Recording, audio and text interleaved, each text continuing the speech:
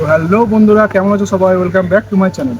তো আজকে চলে যাচ্ছি আবারও একটা মহাদেব মন্দিরে।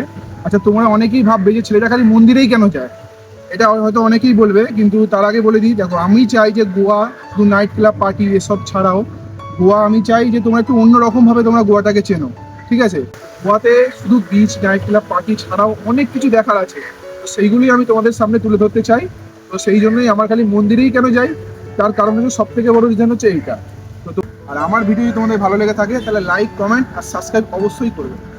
বন্ধুরা, আজ আমি আপনাদের এমন এক জায়গায় নিয়ে যাব যা গোয়ার সমুদ্র সৈকত থেকে একদমই আলাদা। সাউথ গোয়ার গভীর জঙ্গলে ঘেরা নেত্রাবলী বাবলিং লেক। এটি একটি গোপীনাথ টেম্পল। কিন্তু আজকের এই যাত্রাটা শুধু ভ্রমণের জন্য ছিল না, এটা ছিল মনুষ্যত্বের এক পরীক্ষা। রাস্তাটা অনেক দূর, পাহাড়ের পর পাহাড় পেরিয়ে আমরা এগোচ্ছিলাম, কিন্তু মাঝপথে এমন কিছু দেখলাম যা মনটা কেঁপে উঠলো। আমরা সবাই গন্তব্যে পৌঁছানোর জন্য দৌড়াচ্ছি। সাকসেস, টাকা, নাম সবই তো গন্তব্য, কিন্তু কখনো কি ভেবে দেখেছেন এই দৌড়াতে দৌড়াতে আমরা আমাদের মনুষ্যত্বকে পিছনে ফেলে আসছি না তো? রাস্তায় যেতে যেতে দেখলাম একটা প্রাণ ধুকছে, সবাই পাশ কাটিয়ে চলে যাচ্ছে, কারণ সবার কাছে গন্তব্যটা বেশি জরুরি। কিন্তু আমি সেদিন থামলাম, কারণ আমার কাছে গন্তব্যের চেয়ে বড় হলো সেই মুহূর্তের দায়িত্ব। হঠাৎ দেখলাম রাস্তার মাঝখানে একটা হনুমান পড়ে আছে, কোনো গাড়ি ধাক্কা মেরে চলে গেছে, মাথা থেকে রক্ত বেরোচ্ছে। কিন্তু আমি আর থাকতে পারলাম না, ওকে রাস্তার মাঝখান থেকে তুলে রাস্তার সাইডে নিয়ে আসার চেষ্টা করছিলাম। ভয়ে ছিলাম যদি কামড়ে দেয়, কিন্তু তখন সেই শক্তিটুকু ওর ছিল না। মানুষ হিসেবে আমাদের সবচেয়ে বড় পরিচয় হলো সহানুভূতি। আমি যখন হনুমানটির সামনে যাচ্ছিলাম, তখন আরো হনুমানগুলো দাঁত মুখ খিচিয়ে আমার দিকে তেড়ে আসছিল। তারা হয়তো ভাবছিল আমি তাদের সঙ্গীর কোনো ক্ষতি করছি। অনেক লড়াই করে আমি হনুমানটিকে রাস্তার এক পাশে নিয়ে এলাম। ওর শরীরটা তখন কাঁপছিল, ওর মাথার ক্ষতটা ছিল বেশ গভীর, কিন্তু সেদিকে দেখার সময় ছিল না। পাশ দিয়ে যা একটি গাড়িকে থামালাম এবং জলের জন্য অনুরোধ করলাম। তারা জল দেওয়ার পর আমি হনুমানটির মাথাটা ধুয়ে দিলাম। ঠান্ডা জল পেয়ে হনুমানটি যেন স্বস্তি পেল।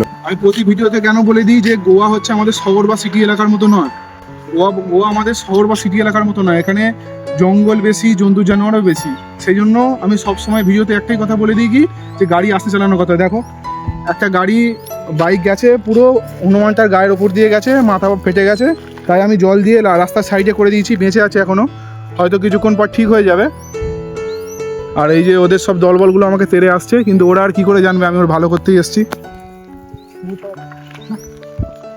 এই যে দেখতে পাচ্ছেন, তো এখন মোটামুটি ঠিকই আছে, কিছুক্ষণ পর ঠিক হয়ে যাবে।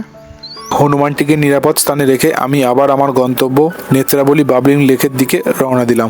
আজকের এই সফর আমাকে দুটো জিনিস শেখালো। এক, কারোর চোখের জল মোছানোর মধ্যে যে আনন্দ আছে তার কিছুতে নেই। আর দুই, জীবন তখনই সাড়া দেয় যখন আপনি নিজে কিছু করার সাহস দেখান। সারাদিন এদিক ওদিক ঘোরার পরও মনের মধ্যে সেই হনুমানটির মুখটাই বারবার ভেসে উঠছিল। প্রকৃতির মাঝে ঘুরতে গিয়ে প্রকৃতিরই এক সন্তানকে বাঁচাতে পেরে মনে যে তৃপ্তি পেলাম তা ভাষায় প্রকাশ করা সম্ভব নয়। আমরা যদি প্রত্যেকেই পথে চলতে গিয়ে এভাবে একে অপরের পাশে দাঁড়াই, তাহলে পৃথিবীটা অনেক সুন্দর হয়ে উঠবে। তো যাই হোক, কথা বলতে বলতে চলেই এলাম গোয়ার এই সুন্দর নেত্রাবলী গোপীনাথ টেম্পলে। তো দেরি না করে মন্দিরের ভেতর ঢুকে পড়লাম। মন্দিরের ভেতরটা এতটাই শান্ত আর নিস্তব্ধ যে নিমিষের মধ্যেই মনটা ভালো হয়ে গেল। আর মন্দিরের সামনে আপনারা যে লেকটা দেখতে পাচ্ছেন, এই লেকটার আসল রহস্য কি জানেন?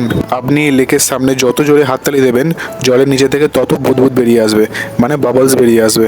বিজ্ঞানীরা বলেন এটি মিথেন গ্যাসের কারণে হয়, কিন্তু স্থানীয়দের কাছে এটি এক অলৌকিক আশীর্বাদ। পরের কোনো ভিডিওতে আমি এই লেকটির সম্বন্ধে পুরো ডিটেলস আমি আপনাদের জানাবো।